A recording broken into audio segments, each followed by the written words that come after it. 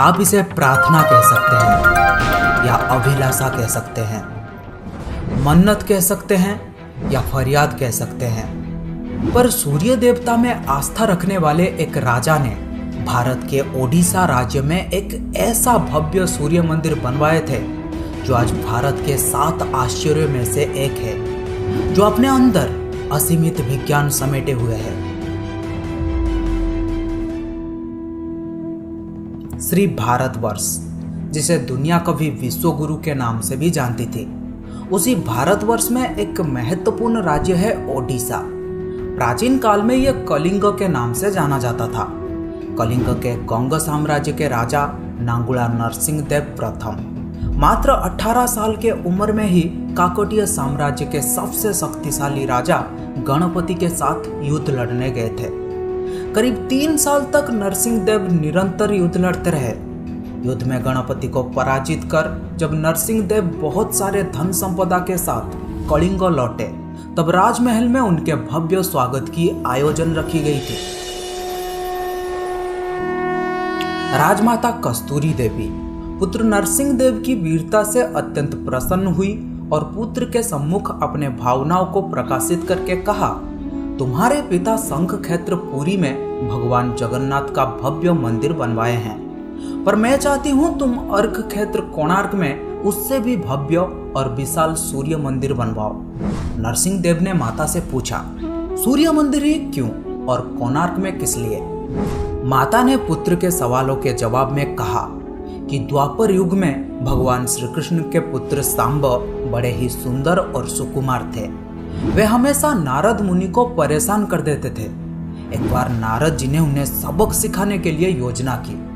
नारद जी ने सांबो के सुंदर शरीर की तारीफ करते हुए उन्हें गोपियों के साथ जल क्रीड़ा करने को उकसाया। वहीं दूसरी तरफ भगवान श्री कृष्ण को जाकर कह दिया कि सांबो अपने मां समान गोपियों के साथ जल क्रीड़ा कर रहा है। ये बात सुनकर भगवान श्री कृष्ण अत्यंत क्रोधित हो उठे और तुरंत अपने बेटे सांब को श्राप देते हुए कहा कि जिस सुंदर शरीर के लिए तुम्हारा इतना गुरूर है वो अभी नष्ट हो जाएगा। सांब को कुष्ठ रोग हो जाता है। सांब राजमहल में लौट आते हैं और माता जम्बूमती को जब यह पता चलता है कि पिता श्री कृष्ण की श्राप की वजह से पुत्र की यह दुर्दशा हुई है, तो सभी रानियां क्रोधित हो जाती हैं। आखिर में नारद जी को बुलाया जाता है। नारद जी ने रोग निवारण का उपाय बाहर किया और कहा कि सूर्य की पहली किरण उड्र देश के कोण में पड़ता है, जो कोणार्क के नाम से जाना जाता है। शाम को अभी जाकर सूर्य देव की आराधना करनी होगी, तभी जाकर शाम इस श्राप से मुक्ति पा सकेंगे।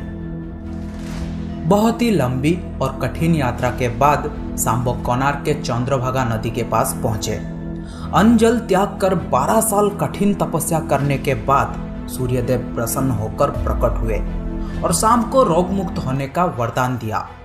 स्नान के पश्चात जब सांबो नदी से बाहर आते हैं, तब वे रोग मुक्त हो चुके होते हैं और उनके हाथों में एक छोटा सा पत्थर होता है। उनके सुंदर और सुकुमार शरीर को देखकर सभी अनुचर और सेवक अत्यंत प्रसन्न थे।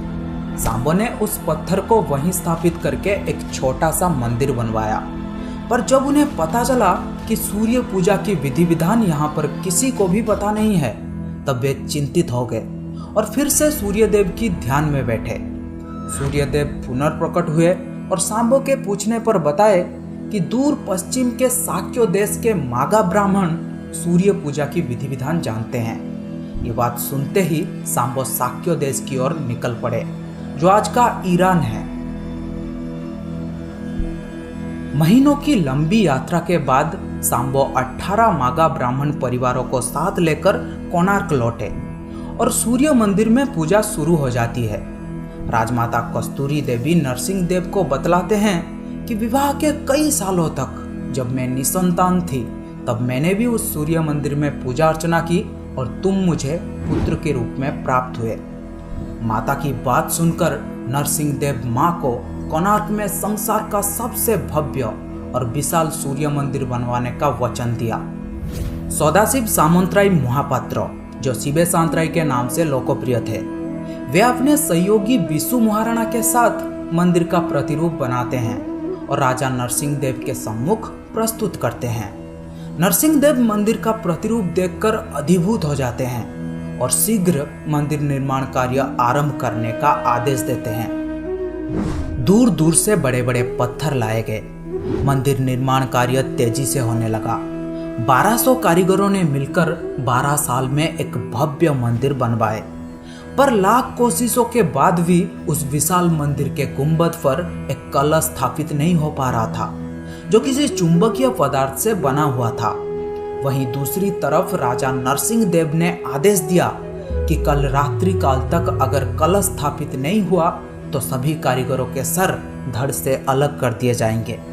ये बात सुनकर सभी शिल्पीकार गहरी सोच में डूब जाते हैं। आखिर करे तो करे क्या।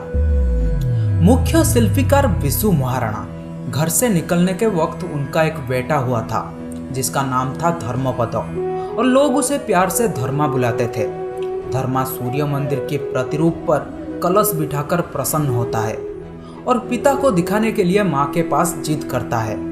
माँ अपने बागीचे के कुछ फल एक पोटली में बांध कर देती है और कहती हैं अपने कुत्ते बोड़िया को साथ लेकर कोणार्क जाओ। धर्मपद कोणार्क पहुंचता है। बोड़िया अपने मालिक को पहचान जाता है और उनसे जाकर लिपट जाता है। धर्मा अपने पिता को प्रणाम करता है और अपना परिचय देता है। सभी कारीगरों को चिंता में देखकर धर्मा इसका कारण पूछता है। कारण जानकर धर्मा अपने पिता से कहता है, आप आज्ञा देंगे तो मैं मंदिर के गुंबद पर कलश बिठा सकता हूँ। शिवई सांतराय धर्मपद को अनुमति दे देते हैं। धर्मा गुंबद पर चढ़ जाता है और कुछ समय के प्रयत्न के पश्चात वो कलश स्थापित करने में सफल हो जाता है। गुंबद पर कलश स्थापित होते ही सूर्यदेव की भव्य प्रतिमा चुंबक के प्रभाव से हवा में झूलने लगती है। ये देखकर सभी कारीगर बहुत खुश होते हैं, पर कुछ कारीगर इस बात का खुलकर विरोध किया और कहा कि कल जब राजा को यह पता चलेगा कि जो काम 1200 कारीगर मिलकर नहीं कर पाए वो काम एक 12 साल के लड़के ने कर दिखाया, तो राजा हम सभी को मृत्युदंड देंगे। ये बात सुनकर धर्मा ने सोचा, मेरी जिंदगी से ज्यादा मूल्यवान है 1200 कारीगरों की जिंदगी। धर्मपद ने अपने पिता को समझाया और गुंबद पर चढ़ के नीचे समुद्र में कूद गया। इसके कुछ समय पश्चात राजा नरसिंह देव मंदिर के सम्मुख उपस्थित हुए। सूर्यदेव की भव्य प्रतिमा को हवा में झूलता हुआ देखकर नरसिंह देव अत्यंत प्रसन्न हुए और शिवई सांतराय की तारीफ करते थके नहीं।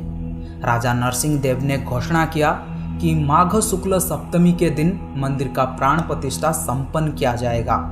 पर शिवई सांतराय ने कहा, राजन, तिथि तो अच्छा है पर मंदिर की प्राण प्रतिष्ठा के लिए ये सही समय नहीं है। पर राजा नरसिंह देव अपने जिद में अड़े रहे और उसी तिथि में मंदिर का प्राण प्रतिष्ठा किया जाएगा घोषणा कर दिया गया और शिवई सांतराय वाद विवाद ना करते हुए वहां से चले जाते हैं।